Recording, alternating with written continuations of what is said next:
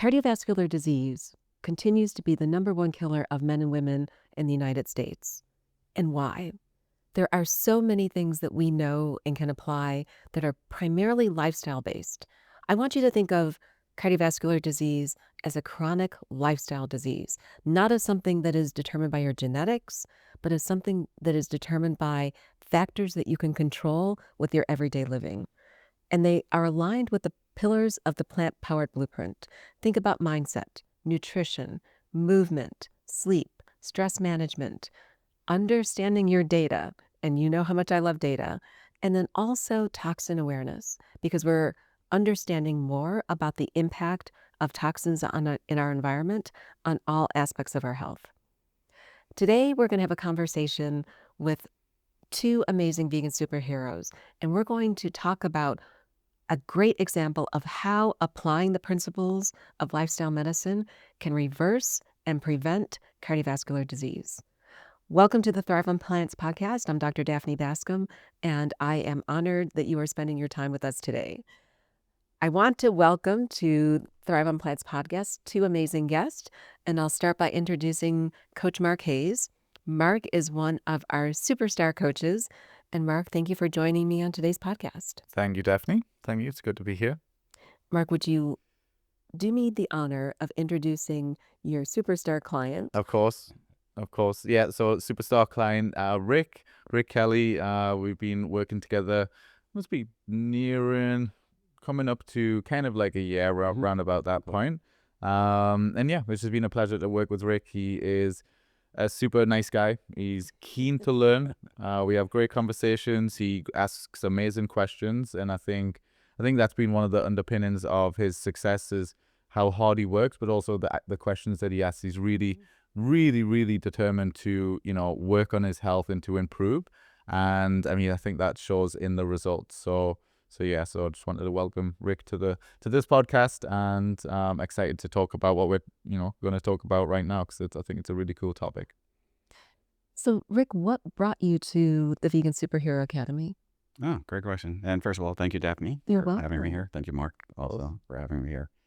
I came to Vegan Superhero Academy because for about a year I had been watching YouTube videos of Leaf doing meal prep ideas. Mm-hmm. And I love that method of preparing my food. I'm very serious about my food and very serious about what I put in my body. And I watched him prepare the food, but also then, store the food so that I could seamlessly eat over the next days. After almost a year of doing that, I came upon a link to the Vegan Superhero Academy. And I was already vegan. I was already living the vegan lifestyle. And I have been a man throughout my life that is very concerned about fitness and welfare and longevity. And once I saw that link, it just aligned with who I am and what I believe. And I said, well, let me research this a little bit more. And then that started the journey. I started communicating with VSA, ultimately with Anders and others in the organization. And I joined. And then you got connected with Marc? I got connected with Marc. Yes. Yeah. Marc, I'll turn it over to you. Yeah, so obviously when me and Rick started working together, I think like the major thing that was kind of the theme of the talk of today was the health concerns that Rick had. So we had a consultation call, and we basically chatted. We got to know each other a little bit, and we discussed his blood work. So there was some blood work that Rick had which essentially his HDL was low, his triglycerides were high, his blood pressure was really high, although that was being managed with medication at that time.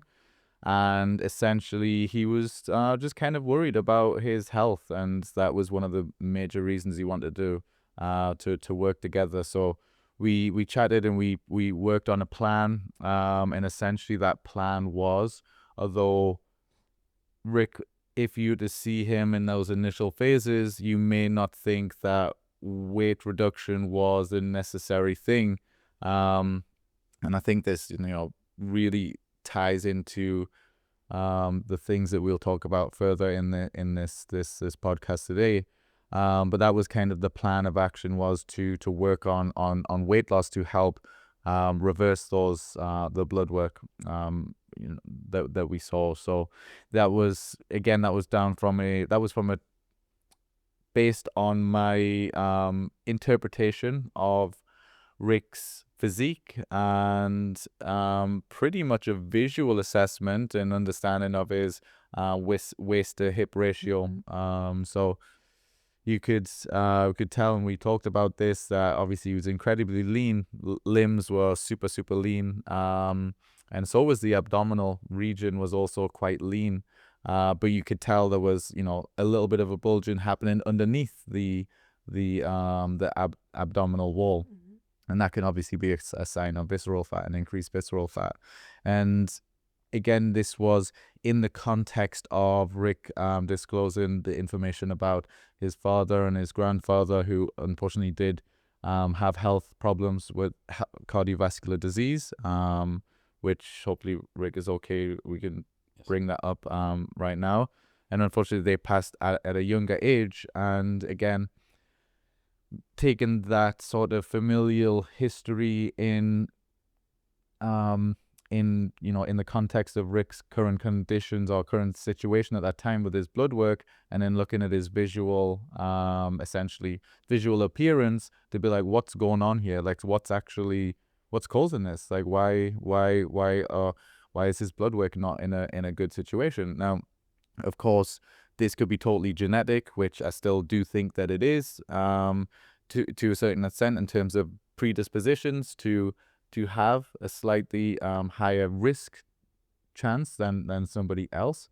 Obviously, everyone's body's a little bit different, but it was basically using that as a guide to, like, what are we going to do about that? And basically, weight loss was the target, and we set about that with the aim and main goal to reduce his visceral fat, and which is something that we did. We saw massive improvements with his waist to hip ratio. Obviously visceral fat reduced, and basically as his weight reduced and he was getting even leaner than he already was overall in his body weight reduced, and we got him to a position where blood work basically normalized, and he is now no longer on blood pressure medication, and he's just living healthily, happily, without any medications at all, in a really good spot health wise. So that's maybe covered too much in that. No. That little I would sentence. love to dive deeper with both of you on you touched on a number of important topics. Yeah. And Rick, first, I'd like to ask you, when did you become concerned about your heart health? Sure. That is the number one question, and my answer is when my father was alive, and he died in 1984, I believe. He would speak of his family's history, and that his father and his grandfather both had died at the age of 52. And I wasn't always quite sure of that. Like, I wasn't really knowing that, because I never knew my grandfather, and I never knew my great-grandfather. And then my father was born in April, and in July of his 52nd year, he had one heart attack and died. Oh my gosh. Yeah. Wow. And my father was a strong man. He did manual labor for a living, so he was a very muscular man. Not tall, but I always remember my father. He always had a belly. And I was 22 when he died, and I was already developing that belly, and I was into fitness even at that time, but I still had a belly. But I didn't know anything about visceral fat. And you go through your 20s and you're still young and invincible, and 30s, 40s. And my blood pressure was good until I hit 50. And at 50 years old, it just started to tick up some. And I had been talking to my doctors previous to that, like, I want to watch my blood pressure.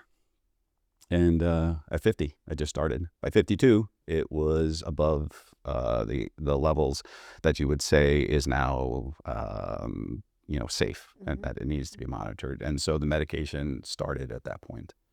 And so I've been aware of it since a very young man. Yeah.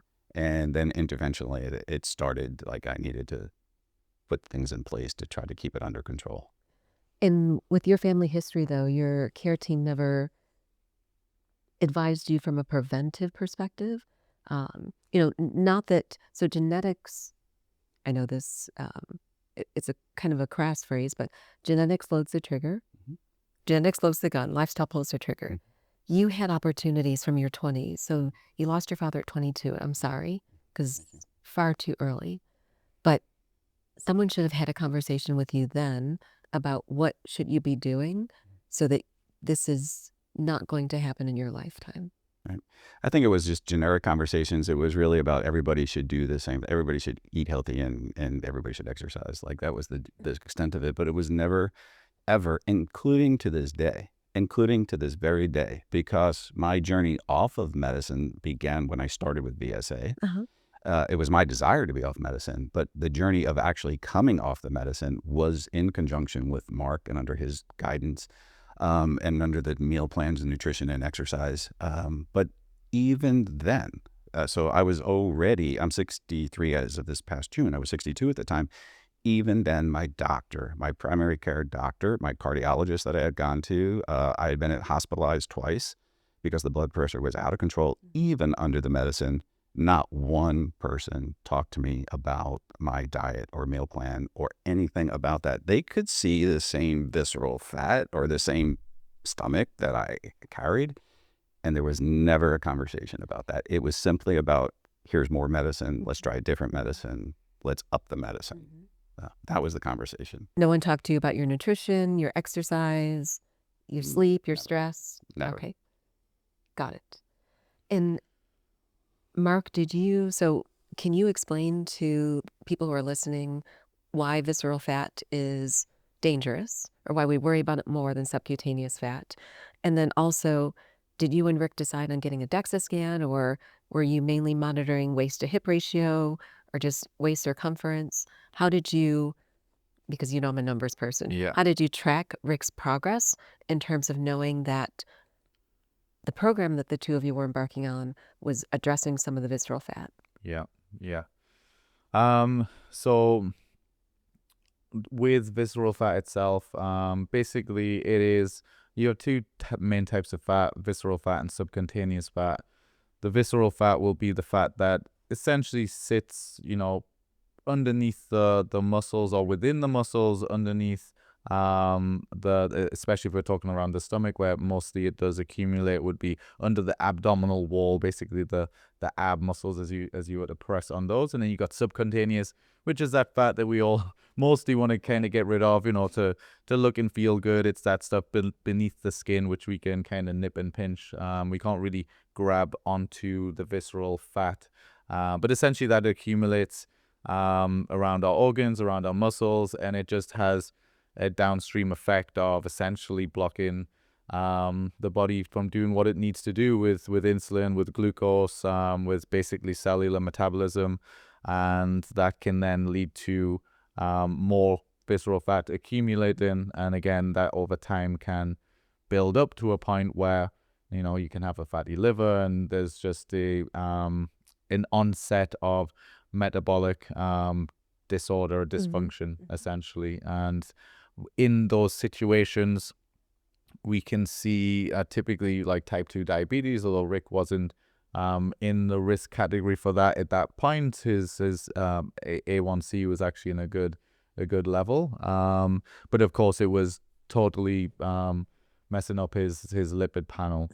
So it was obviously having an impact on his liver and his function, and what it was doing with cholesterol, clearance, and management. Let's just say the liver is kind of like the warehouse. It's trying to sort things out and store things and process everything. So basically, with that specifically, that was where I was like, hey, well, the combination of your visceral fat with the genetic predisposition, that's what's causing this. And again, I do believe that there is, genetics and lifestyle. Lifestyle is the biggest thing, as we can see. The lifestyle massively changed Rick's, overall health. But in terms of that onset, the reason I'll say this is genetics plays a part is there's going to be a level in which that somebody can hold excess weight until that risk starts becoming more prevalent, at the very least from a visual perspective when you have to look at somebody. Because I've worked with people in the past, and Rick included, where visually you might say to them, well, maybe you could lose some weight, or probably not. Maybe somebody might say you don't even need to lose weight, and then you were to check somebody's blood work and be like, oh wow, why is my LDL high, my HDL low, and what's going on here? And I do believe that in terms of ranges of body fat percentage, there would be somebody who will be able to hold a slightly higher body fat percentage, and also depending on nutrition partitioning and where those calories and where that nutrition goes, does somebody store more subcutaneous fat around the hips and around the glutes, or do they store it more around the organs? So I think Rick was a good, at least from my interpretation, a good, good, depends on how you look at it, example of somebody who would not store a lot of like fat at all around his limbs, and it would be quite centrally located as pure like visceral fat. Whereas I know myself, I've been in higher levels of body fat percentage. If we were to do a DEXA scan between me and Rick, percentage wise, in those times when I've had blood work done, my body fat percentage was higher, but genetically and familially, my family store it more around the hips and subcutaneously. So even though I've held higher body fat percentages, my blood work has all been in a good position. So the main thing with that understanding, I wanted to use the blood work as the guiding light in terms of when we should stop the weight loss phase, essentially, because pardon me, essentially because if you cannot say for certain, once we get you to 16% body fat or whatever it might be, and then your blood work will be quote unquote perfect or in a good position, because there are some deviances or deviations, let's say, with genetics, we have to basically keep going until the blood work gives us the numbers that we want. So that was kind of the main principle that we worked with. Of course, I wanted to visually see, because you could see that we tracked his waist measurement. I think we had other improvements. Obviously, blood pressure, we were tracking that as well. His blood pressure dropped dramatically until the point where we actually had to stop taking blood pressure medication, which is another big thing for overall cardiovascular disease risk. But the main thing that we looked at was, of course, general weight and body fat percentage, visuals with progress pictures, waist measurements, of course, and then really focusing in on retesting. And basically we only were going to stop that weight loss phase, in the realm of course, a sustainable weight loss phase, when we were getting the numbers that we wanted. And as soon as we got that, then we started to reverse those calories back up to stabilize weight loss. And throughout that whole journey, of course, visceral fat was reducing, total body fat was reducing, and all of the health benefits and outcomes came from that. And so that's where we can stabilize Rick's weight right now in a place where he's very healthy and no blood pressure medication, which I think is a huge win as well. There's a lot of wins in there.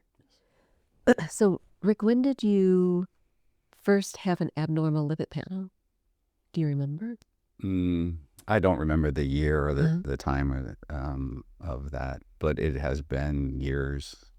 This is not something It's not new. No. And one of the things when I did come to VSA is I shared that right away, and they were like, "Don't worry, we got this. Yeah, we will help you with this." But it's been years. Okay. And do you remember? Would you share a little bit about your vegan journey? Because it sounds like you've been vegan before coming to VSA, but even that wasn't quite enough. That's correct. To make the changes that you needed from a cardiovascular health perspective. That's correct. And this is, so the reason I did reach out to VSA, which you had asked me earlier, is once I found that link and then started to talk to VSA, is how do you help me succeed in a way that I've never been able to succeed before? So I've been, I started my journey like many people do who transition from the regular standard American diet. I was better at that than I was never a fast food, often kind of guy. Never really about junk food. Uh, I was, I tried to make the best of the meat eating choices, but eventually I just decided for my ethical reasons, like I just couldn't participate in that any longer. Still carved out some, pescatarian type things and maybe some cheese. And that that journey started probably about 13 years ago. Mm-hmm. And then about 8 years ago is when I went fully vegan and decided that, you know what, those last two pieces right there were just no longer important. And I was not serving the purpose of what I wanted to serve, which was being an ethical man, making a positive difference in the world and for my health. Mm-hmm. And so that's been about 8 years. But even then, I still suffered from the high blood pressure. I still was on the double medication, double strength of two medications. I had been on a series of medications because either they wouldn't work or they were side effects that were just intolerable for me. And again, I was hospitalized even 2 times on those medicines. And so it just wasn't working. And so when I shared that with VSA, I was like, this is what I want to accomplish. One of the absolute beautiful things that happened with me with VSA was not only was it just, what is your goal? Like, here's the goal. I want my blood pressure to be lower. But they asked me my why, like, why am I doing this? And that was such an important thing because it made me stop and think, what am I trying to achieve? Why do I want my blood pressure to be lower? Or why do I want to be more healthy? And for me, it was, I'm a dad. And I want to be that dad for as long as I can. Yeah. My dad was taken early. And my why is to be as healthy and as strong, to be that positive influence, to be the dad for as absolute long as I could be. So I came to VSA and I said, this is it. This is my why. But they also asked me, to write down my why. It was a very thorough process. And that this is what's, I needed to figure it out. Like, what am I doing wrong? Mm-hmm. I'm vegan, and I'm not a vegan in that, I was still eating vegan junk food. I mean, I was making what I thought was healthy choices. And yet it's still, on myself, on my own, couldn't figure it out, even with my years of experience of trying to lower my risk, my blood pressure, my change my lipid profile. I just couldn't figure it out. And this is the part that has been life-saving, life-changing, about what I've been offered and what I've chosen to grab onto, and I've gotten the results that I needed to get. And would the two of you mind sharing, so what did you do? Everyone's waiting with bated breath. So what did you do so that I can try it too? So I mean, the biggest thing that we did was just understand the energy requirements needed for a structured weight loss phase. So we were tracking calories, just so we could be very precise, of course, with the amount of calories to consume each day, just to guarantee that we were going to be in a weight loss mode, in a calorie deficit, sustainable. We weren't going to go crazy. We weren't trying to rush our way there. He's still eating a good amount of food. He's eating way more food right now, because we are focusing on a weight gain, like a lean gain phase. So that is something, and Rick's been doing amazingly well at that. It's actually been building a lot of muscle and strength. Cool. Awesome. And we can maybe touch on that a little bit, how we're approaching that in a safe way, of course. But the main thing was regular exercise. We leaned a little bit more into, maybe slightly 60-40 split with resistance training and cardiovascular, because Rick also wanted to build up a little bit more muscle. So we just got into that routine, and Rick was super diligent about following that routine. We never missed a session. He never missed a meal. He was very, very focused. Obviously, the meal plans were whole food, plant-based, very minimal, if any, processed foods, really. All nutrients were being taken care of pretty much from whole foods. So I think the combination of the weight loss, the dietary approach with whole foods, and the regular exercise balance and resistance training and moderate cardiovascular exercise, and doing that in a consistent way with a balanced mindset and the way we approach it, that was kind of the secret, not much of a secret. It was just, it was just a good plan put together and executed really well. And Rick, a lot of people say, oh, I don't want to count calories or Mhm. I don't want to follow a meal plan. Mhm. Can you share a little bit about your experience of having that structured regimen? Sure. And then I think the most important thing is, when did you start seeing changes? Okay. Yeah. Great questions. Um, so Marc did send me for that DEXA scan, and that was the first time that I was ever able to even get results like that. One, they gave me a picture of me lying there, and I didn't like how my torso looks.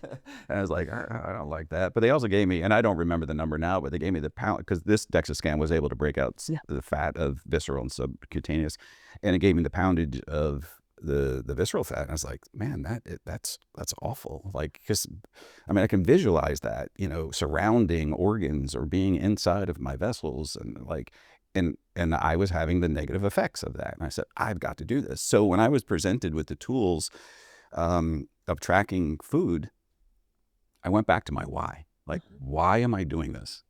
So is this chore of tracking food serving me, or is it just being, bothersome to me? Like, and I just can't do this. And I absolutely chose to say that this is a tool provided to me, for me, that I can use to help me achieve my goal, my why.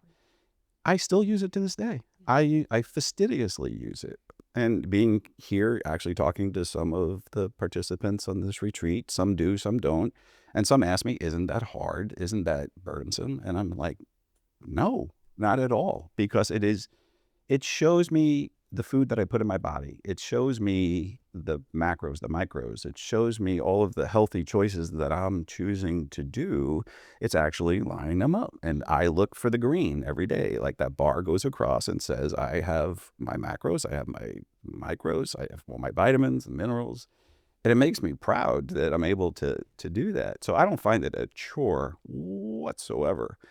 And then I was provided the app for the vegan gym to track my fitness and my resistance training and my cardio training. And I was like, why would I not use this? It's such a benefit to me to use that, to see my improvement, to see that I can lift more, not the lift for the sake of lifting, but that I was becoming a stronger man, that I could do cardio more or higher intensity, not to make myself puffed up or proud, but just to say my body is getting stronger because of what I'm doing. It was a way of confirming that. I wouldn't remember that in January I was doing X, and now we're in almost September, and now I'm doing, Y. So it was a great tool. So I find them invaluable, and not in any way is it a burden to actually go in and do those things. Awesome. And is your nutrition now substantially different than it was in the years leading up to your starting to work with Marc? So it's much more structured and methodical, in the sense of, I didn't know before what were the choices. I knew what I was not going to put in my body, but I didn't know what ratio of food to actually put in my body. And that was the key. That was the absolute key that unlocked the door for my success here, is like, how much of any one product did I need to put in my body to fuel my body to get the result of what I needed. So at that time, what I needed to do was lose. I needed to reduce.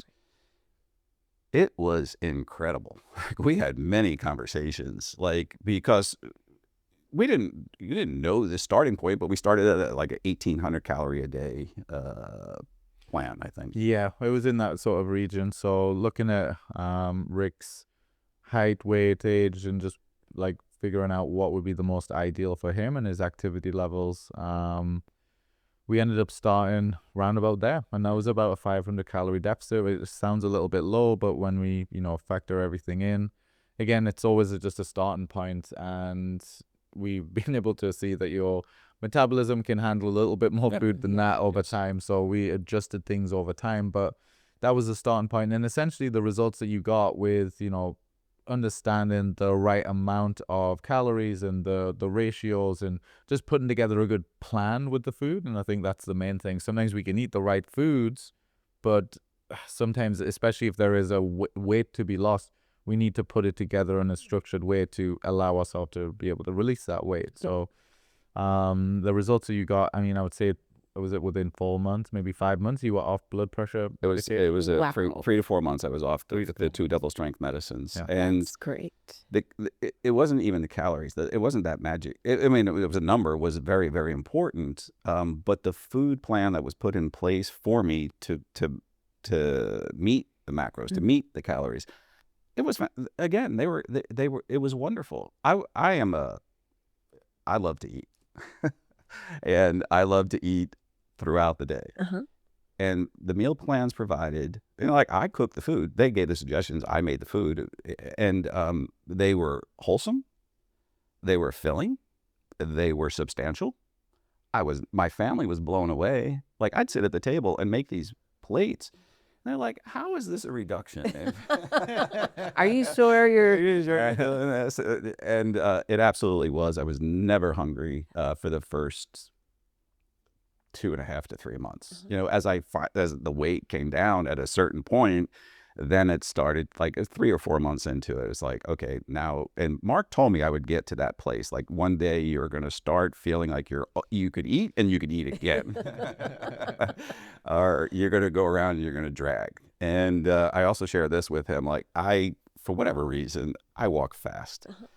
And I don't mean to. And I tend to walk in front of people. And I even pull it back with my family. They're like, where are you going? Come back here. But at a certain point, when I was on this little, restriction of calories, all of a sudden I was like lagging behind. That was we a could sign. tell this was a sign. And at that point, we said, okay, now it's time to pivot. And my blood results and things were that. But so I started the actual food modification in November of 2024. And I started resistance training in January of 2025. So my meal plan was in place for about a month and a half. And at that time, I weighed about 172. Come the beginning of January, I was already like it was dropping, it was dropping pretty darn quickly, even with this volume of food. I was at the high 150s at that point. I think it was 158 or somewhere in that area.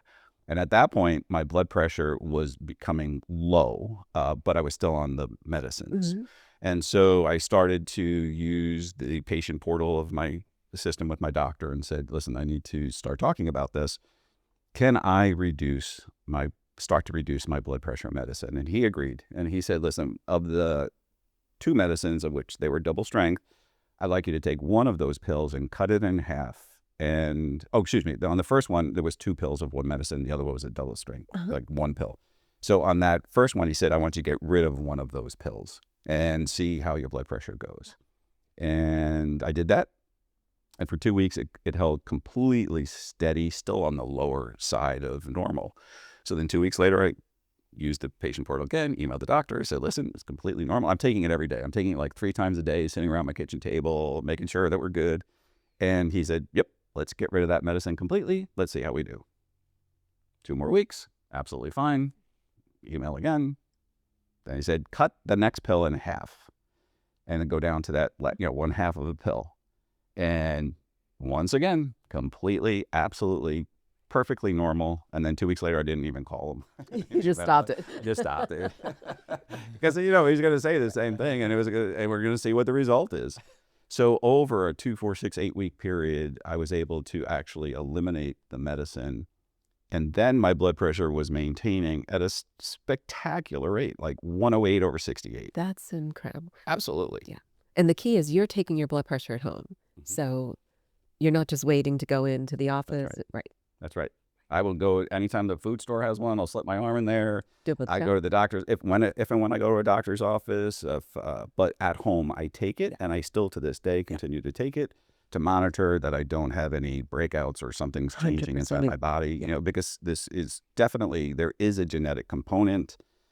I would, well, I would say definitely. I would assume based on my family history of 3 generations that there is something genetic. However, as you mentioned, we can change, or we can, what was the analogy of the gun? Like, Genetics loads the gun, lifestyle pulls the trigger. that's it. Yep. So the lifestyle absolutely made the difference and brought me back into a place where I just did not need the medicine any longer. But that is great. Yes. Yeah. How did you feel when you hit that milestone? Beyond words, beyond belief. I mean, it's radical. It's life-changing. It's first, just I don't have to take medicine. Like, I don't have to worry about like going to the pill box and take the medicine like that. I had side effects. I had swollen ankles and limbs. There was some loss of some feeling. I was hospitalized on 2 different occasions. It was breakthroughs, even on the medicines. And there's a big financial component to that. There's the emotional component of that. I'm in the hospital. My son's in the house. So like all of that got eliminated. Yeah. All of that, like, it went away. Like, it's because of the structure, because of eating a whole food, plant-based diet, it just eliminated that. And had the doctors, had the medical professionals, had they had this conversation with me, let's try this first. Let's do this instead of that.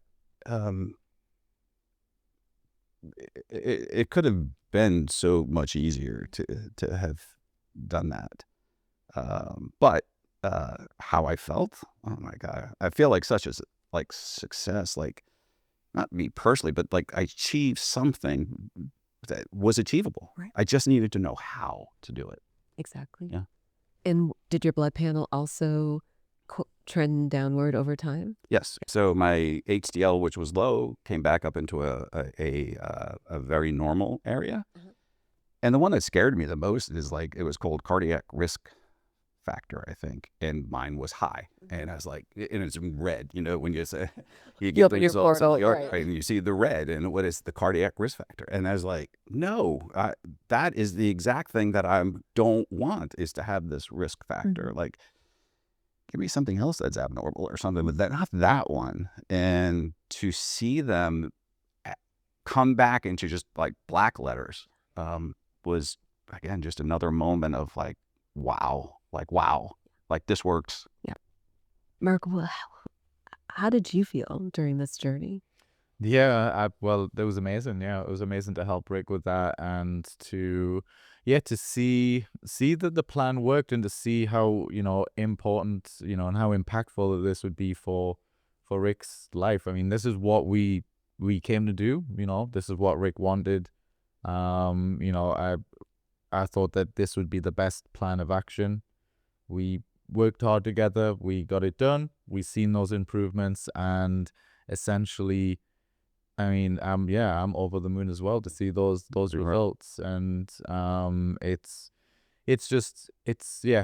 I know that a lot of these things are very preventative, and I have helped a few people in similar regards, and we don't need these medications, and it's even with somebody who, maybe those genetic things are stacked slightly against them compared to somebody else, we can still make changes to the way that we live our life with, exercise and nutrition, understand physiology as a whole, and, use that in the context of weight management. Even if we don't think we have weight to lose, that, if we understand physiology, then we can still, look at the body holistically, rather than looking at the piece of paper and saying LDL high, take a pill. Let's zoom out and let's look at everything, and let's try and work on all of these lifestyle interventions essentially first. And if it happens to be where it is totally not possible to change, well, then at least we tried every possible alternative first. But again, I was pretty confident that it would work, and it did work. And it was just great to work with Rick, especially towards the end when things started to slow down a little bit and hunger started to creep in, and he's like, hey, like, when are we gonna go Feed back me. up? And I'm like, there's this hold in there, just hang on. It's just, we're gonna go till the blood work gives us the results. And so I was keeping him reined in a little bit to the plan. And essentially he stayed with it, and we then got the confirmation from the blood work that we wanted. It's like, okay, job is done, bring those calories back up, and let's start working towards weight stabilization and moving into the next goal, which is just building out a little bit more strength and muscle mass from an aesthetic standpoint, which is a separate goal which we're working on right now. And did you also repeat your DEXA scan? I have not yet. Okay. And it is, I had wanted to wait about 6 months, and I think I had got that, I don't remember if it was February, March. So it's right about time that I want to do that right now. I know that it will be better. Absolutely. Visually, and also for my belly, but I also know from the just the blood pressure, like it has absolutely been a reduction there. So but I will be getting another one of those. And to also mention, I mean, you mentioned the 60-40 split between the training and the cardio, and that was very integral also. And that was also, it's one of those tools, like I would consider it like along Chronometer or along the Vegan Gym app, and putting myself, like I was very fastidious about going and doing that. And that always played back into my why. Like, why am I doing this? Why am I doing this? Why am I doing this? And it wasn't like I dislike going. I like going and working out. But that was always in my head. Again, if you get back to the why, every single time, if I get back to that why, it kept me on track with any one of those different interventional processes that I had put in place, that Marc helped me put in place. Going back to the very, very first conversation with VSA is like, we got this. Yeah. Just, we'll get you there. Trust the process. Trust the process. Yeah. I'd love to ask if you both talked about two other things, stress and sleep, because I think those are very important. Yes. Yes. So, I mean, definitely sleep. I mean, stress. I mean, we've talked a little bit about stress, and mostly, Rick mentioned you're not super stressed. No. The majority of the time. So I don't think that was as much of a factor, although sometimes we can all be a little bit stressed sometimes when we're not really realizing it. But sleep has been a bit of a factor. That is improving now. That's been improving as of late. And yeah, I mean, that's just something we've been working on. I mean, leading into when we first started working together, would you say sleep wasn't really that much of an issue? It was not. No.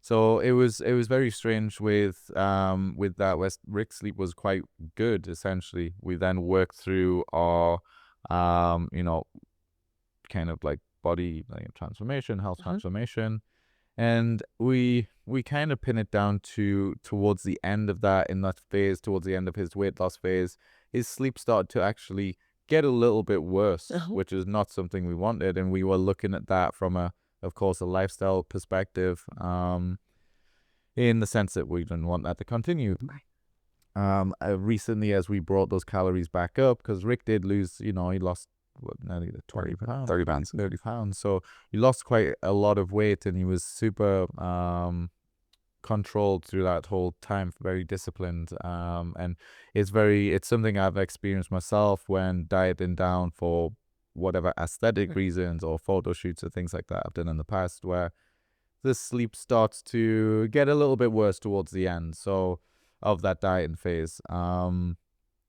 essentially it's probably linked to just cortisol being a little bit higher, and essentially your body just being like, hey, we're up, like, get up, go look for food. So we never try and starve ourselves, of course, and we done really well to not do that, or at least, Anna done extremely well with providing the nutrition plans for Rick. I was more on the number side of things. But essentially, or ever since we've slowly started reversing calories back up, sleep is now back into a much better range. It's improving, and so there was never really that much of an issue with sleep, apart from a month or two period where sleep was slightly shorter, which again we kind of deduce that is more of just a diet related, weight loss related thing, which is now no longer an issue. Right. And another tool that has been provided to me is the webinars and the Zoom calls and the presentations that are offered each week. But a lot of the conversation has been on sleep hygiene, and I had never heard those words before. I never heard sleep and hygiene put together. But from my learning was there's a whole bunch of things that can be done in order to improve the sleep quality. So yes, my sleep was affected. That was the one area that I would say, okay, there's something going on here. But we had talked about that as like your body's waking up and saying, hey, it's time to like get out there and forage, and that's a real thing. So, concurrent with that, it was like, okay, what time are you going to bed? Or is it being a regular bedtime? Are you making sure you disconnect from electronics, a good half hour or more beforehand? Blue light. Is your room completely dark? Is the temperature really conducive to sleeping? Is any electronics away from you so they're not, waking you up in the middle of the night or there's no noise? Like there's a whole bunch of things to be done. And along the way, the sleep has been coming back into a pattern. And we're still working on that. Like that is still something that isn't completely where I was, but I'm okay with that. I mean, I'm absolutely okay because I know it's getting there, and I know that everything that I'm doing is going to get me back to that standard 8-hour time of sleep. And I love that you use the word sleep hygiene. Yeah. Yeah. I mean, because what you're doing, it's about a holistic life transformation. This isn't, I'm coming in to lose weight. This is, I'm coming in for my why. And your why isn't going to go away because at some point in time, and I'd love to hear what your family, friends, your healthcare team has said about your transformation. Sure. In the beginning, I had a lot of questioning and a lot of like, why are you doing this? And not in a very positive way. Really? Even when I would share, and it was surprising to me. That's surprising. Because I was losing weight, they assumed that I was getting unhealthy. And when you lose weight, you change. Like your facial feature may change, or and so they were looking at me and going, it's too much, it's too much, it's too much. And I would always share. And I shared this with Marc, as like the ones that love me the most are the ones that are almost trying to pull me back to where I was. And that was the dangerous part of my life. And I would keep saying that to them. What do you want? Like, do you want me to stay on the same path that I was on and die? Like that. And of course that's not what they wanted, but that would be the result. And yes, there was a transformation. Physically, you transform in front of their eyes over, a period of time. And they were like, this is too much. You've got to stop. And I'm like, all right, let's trust the science. Let's trust the blood work. Let's trust the blood pressure. This is the reason for this. And I trust the organization that I belong to. I really do. Like, because look what I'm eating. Like they're not putting me on eat all meat all day long and no carbs or something like that. Like it's a healthy, sustainable 100%. Yes, a way of living the rest of my life. And that's how I was approaching it. This is like the rest of my life. And so as I got down to that, 30-pound mark, they're like, like they were actually really more supportive at that time when I got to the end, because I was now sharing that I was coming off of those blood pressure medicines, right? And now they were applauding my success. And now that I'm back on the part of, okay, now we're trying to rebuild muscle, grow more, like your facial feature changes again. You look more healthy to somebody. You have more energy. Now, again, I share there's with Marc. Now my family's telling me to slow down again. We don't want you to get too big now. That's right. Now I'm out in front of them. I was like, Dad, come back here. I said, yes, I know. I gotta slow down. So, it's they are very supportive now. It was a little challenging there, and I would advise anybody that is following this path and maybe going to go through the same thing, is to center on your why that's being done. And there may be people that are concerned and they think that they're offering you the best advice. You know yourself better than anybody else. You know why you're doing this. and you're the person that's going to either suffer the consequences or reap the rewards based on what you do. So that's what kept me like not to listen to people trying to pull me back. You had your North Star. Mm-hmm. Yeah. Yes.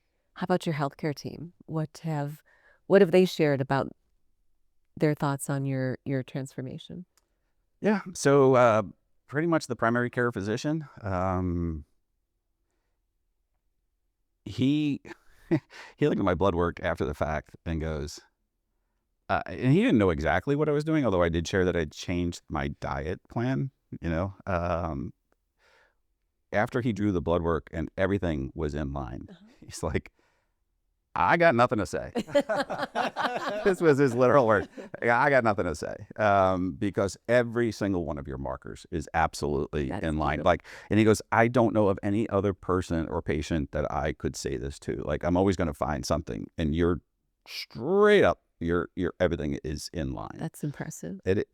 Yeah, it is. I mean, it's impressive in the fact of that it was achievable, that it was doable, and that it was done it was done by the combination of those things together. It was a combination of the food, the combination of the resistance training, combination of cardio. Every one of those steps was absolutely, completely important in this process. But the reason that I'm glad you're here sharing this is that everyone has access to those tools, but we're still dying from cardiovascular disease. Yeah. Yes. I wish I go back in time and, like the family, like, it just, if my dad knew, my dad was his family was cattle ranchers. Like, you go back to the U.S. Census, he was born in 1933, but you can go to the census before that every decade, and they were always on a cattle ranch. And my dad was very much in that line. And his absolute, when he came home from work, he didn't care about how absolutely great it tasted.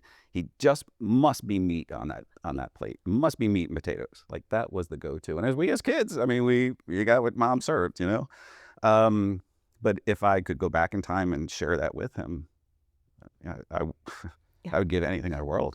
But now I try to share that in the way that people can hear. And it's one of my things that I'm trying to get on the journey now is, how can I be a resource to the people around me, my friends, my family? Because sometimes they don't want to hear, and sometimes I can't maybe present in a way that will invite them in. I think I'm doing the right thing, but there may be some resistance somehow. So now I just say, let me be the best that I can be. Let me show that through my transformation. Let me show that through my body. Let me show that through my disposition. Just let me be me, and then invite them in that way. And if they decide to take hold of that, then God bless. Like, I'll be there absolutely 100%. But, they got to want a little bit of that also there. What are your words of advice to your son? Wow. Deep questions. Great questions. First of all, he's got to be him. He's got to, grow up to be the man he's going to be. But I have always preached to him to be an honest man, to be ethical, and to be a good man. I don't care what he does, like what job or career or anything that he gets. I want him to be super happy. But I always preach to him to be ethical, and I share with him why I eat the way I eat.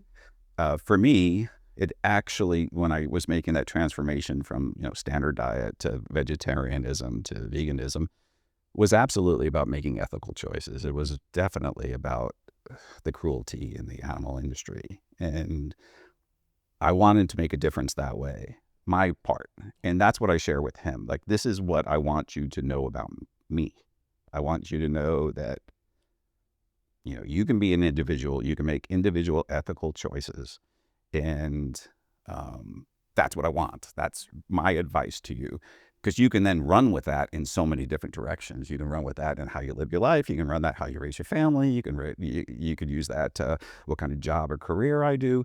As long as you do what you do and you do it as a strong, ethical minded person, I think you're the greatest success in the world. And that's what I try to impart with him always. Those are wise words. Yeah.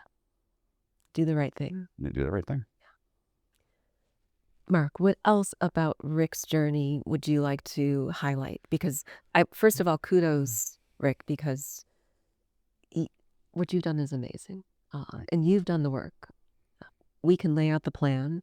You have an amazing coach, but Yes. you have to do the work. Yeah. And I just want to thank Rick for doing the work and being willing to trust in us and to trust in me to help guide him with this health transformation. I think I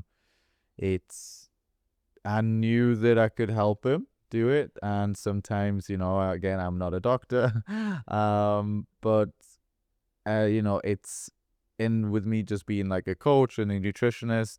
Sometimes they may hold those things back, and be like, oh, well, my coach can't help me with that. You teach me on how to, do workouts, which is totally fair. But Rick really trusted me with everything, and I took that seriously, and I knew I could help him. So I want to thank Rick for that, and I'm glad that you did, so that we could work on all aspects of your health and wellness and really, steer things into a very good trajectory. So I'm very grateful for that, because that's what I love to do. I love to help people. So yeah, I appreciate that, for trusting in me. And then right now with Rick, of course, we are bringing his weight back up. So, of course, he mentioned that his family were a little bit worried about the weight loss. Again, I was kind of on calls with them. I was like, I know that they're going to say that they're just concerned, but they don't understand the bigger picture. They don't understand that this is part of a process. It's part of a zoomed out, if we zoom out, we look across the course of a year, this is all thought of. I'd already thought about this phase, going into the next phase. So it wasn't just people sometimes just see you as you are right now and don't understand the full context. So that was the thing, was just to, we always knew that we would bring calories back up and start, Right. Essentially a reverse diet back up and start building lean muscle, which was a big goal for Rick, and it still is what we're doing right now. He's doing really well, and he's getting lots of compliments in the gym and from people, other coaches are kind of like, what are you doing? Like, they're looking really strong and like super jacked. So it's very impressive. But I think right now, of course, naturally we've got to kind of toe the line a little bit between gaining weight and, of course, not bringing him back into a situation where he was when he joined us. So that's of course what we're doing right now. So we're just being super mindful with, of course, looking at his weight gaining weight in a way which is sensible, not ridiculous, checking body composition, Exactly. checking waist measurements, checking blood pressure, and just making sure that all of those things are in alignment. And essentially, as long as we can look at those vitals and continue to build muscle and build strength with those vitals in a good position, well, then we're doing everything correct. And as soon as we start seeing that potential of, hey, this is starting to go a little bit in the opposite direction, we'll go back in, we'll bring that weight back down, and we'll slowly go back up again. So I think recently we had a mini scare with blood pressure, but that was diet related, and we sorted that out with changing some recipes that were a little bit too high in sodium. I was going to ask, what's your sodium? Yes, sodium is now down around about the 1500 mark is what I stick with nowadays. But during that period of time, I was making menus that were just that hidden sodium, that hidden salt. Yes. And so when I went back into chronometer, again, such an invaluable tool, because it is breaking by the day, and then you can zoom out and say by the week, by the 3 week, by the month period, it was like double that. And that was absolutely affecting the pressure once again. And it was nowhere. And I was just immediately went to Marc, and it was like soy sauce. That is it. And immediately began talking with Marc and saying, hey, I'm getting a little blip here, this kind of thing. And then I went to my doctor, and the doctor said, you don't, like, these numbers are nothing that you have to worry about right now. Unless you get over 140, you're not going to start taking medicine again, and what have you. But I said, I don't even want to begin to start to. We're not thinking we're not doing this again. What do I need to do? And Marc, again, looking at in chronometer with me, was like, let's look at the sodium, and let's change your menus, because that was, and I don't know why, it was just this 2 week period of using a lot of that soy sauce kind of stuff, and As soon as I started to dial that back and get right back down to that 1500 blood pressure, and again, I share pictures. Like I take pictures of my blood pressure and send 108, 68. Like, Love it. this is beautiful. Love Like, it. yeah. And are you oil-free or oil light? Yep, oil-free. Yeah.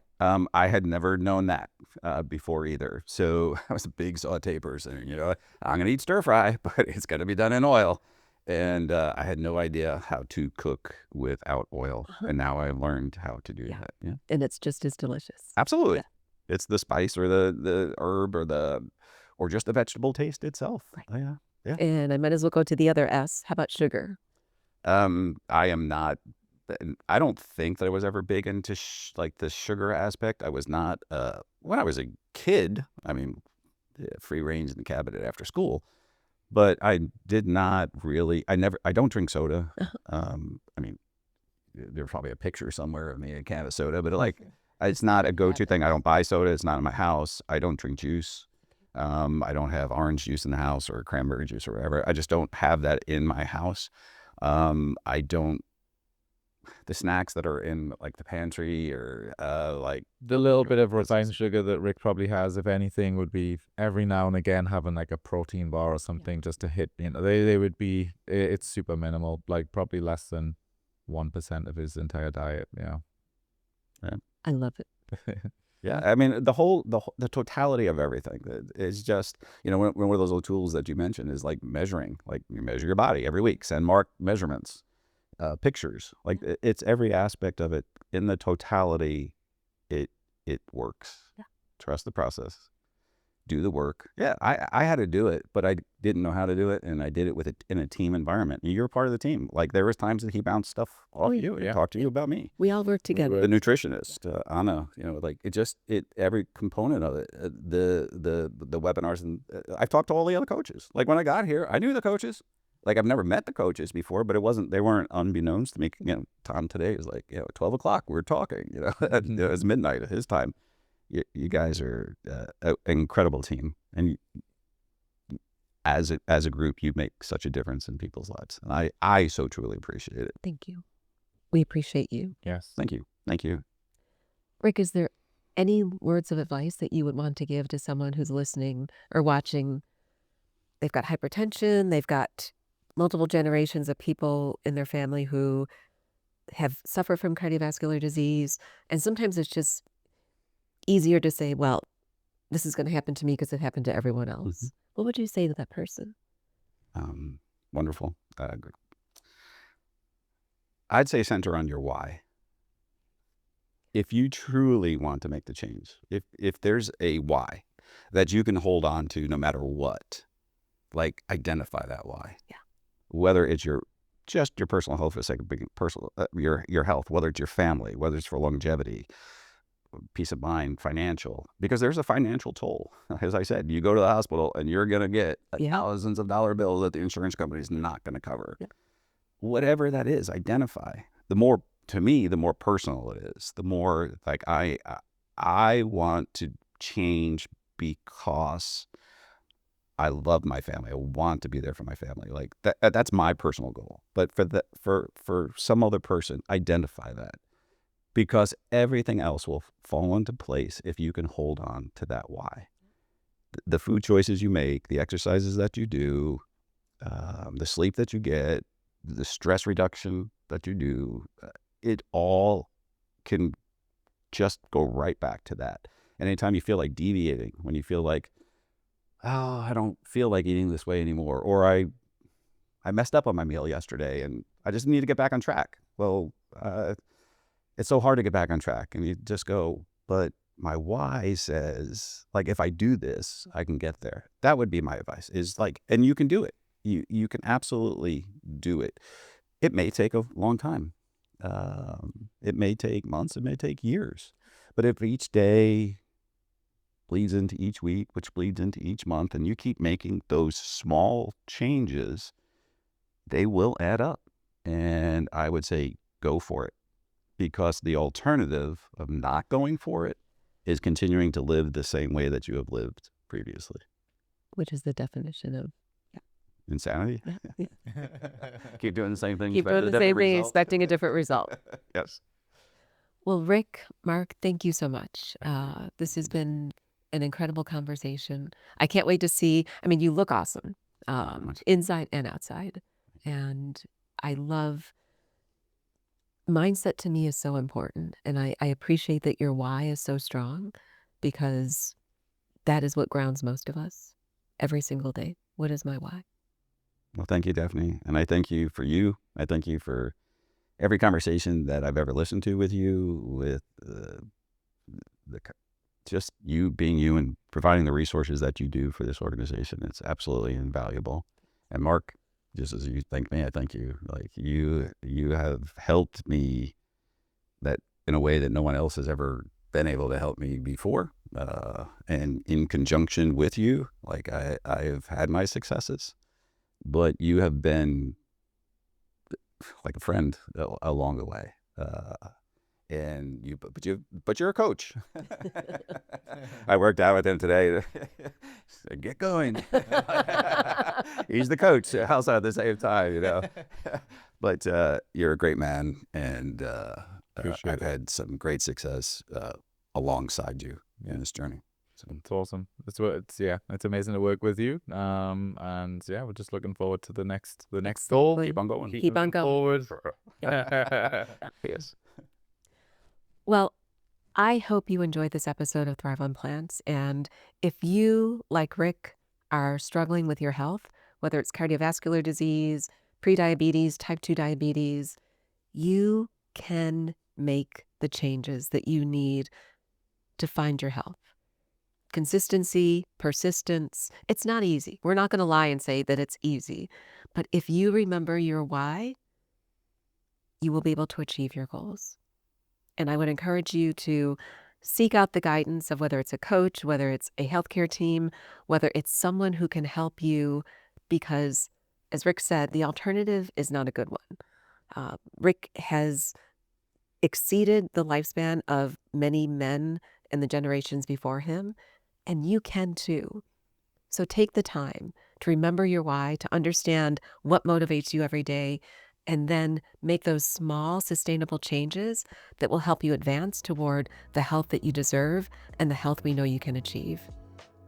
Thank you so much for listening to this episode of Thrive on Plants. I can't wait to see you on the next episode. And until then, keep thriving on plants and living with purpose. Be well. The information shared on the Thrive on Plants podcast is intended solely for educational and informational purposes. It is not medical advice, and it should never be used as a substitute for personalized guidance from a qualified healthcare professional. Always consult with your physician or healthcare provider before making any changes to your nutrition, exercise routine, supplement use, or your overall wellness plan. The opinions and advice shared by our guests are their own and do not necessarily reflect the views of the Vegan Gym or its team. While we aim to bring you high-quality, thoughtful conversations, these perspectives are not intended to replace professional medical care. Thanks for tuning in, and remember, you have the power to thrive on plants and live with purpose.